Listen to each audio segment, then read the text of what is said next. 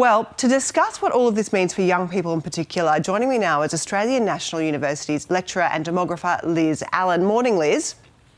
Good morning. Great to have you. Now, this policy is squarely focused at helping young people. Will it? Well, here's the interesting thing, is that it's actually not really targeted towards young people. In fact, the people most likely to benefit from this scheme are people around the age of 40 to 50.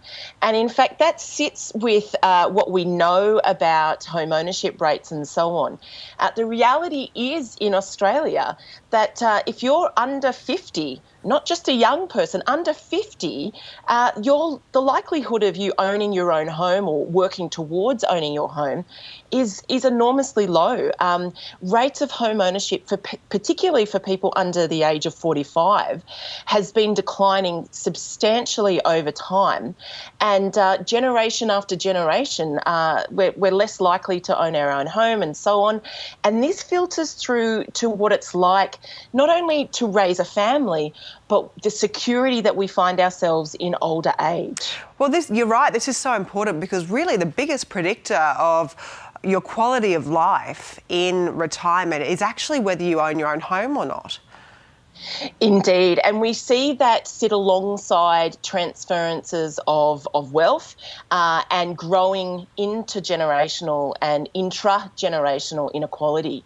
So that bank of mum and dad comes from somewhere, and unfortunately in Australia we don't see a great deal of social mobility. That is, the socio-economic circumstances of your birth carry with you from through life.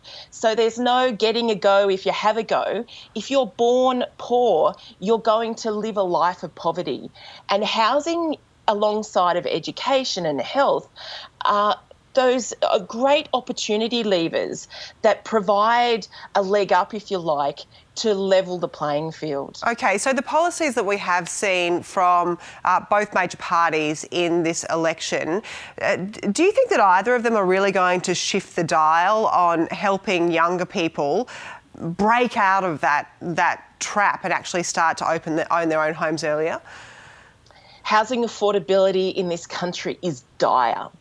And the time for acting is long past. The idea that we're still tinkering around the edges and not seeing any substantial reform or any earnest change and earnest investment in the root cause of housing affordability means we're going to be talking about this for decades to come, and that's really troubling. Okay, that's not a very happy outlook from you this morning, Liz, but it's really important that we talk about these because these are issues that are front and centre of this election campaign. Thanks so much for speaking to News Breakfast this morning. Thank you. It's within our gift to change. Let's see some action.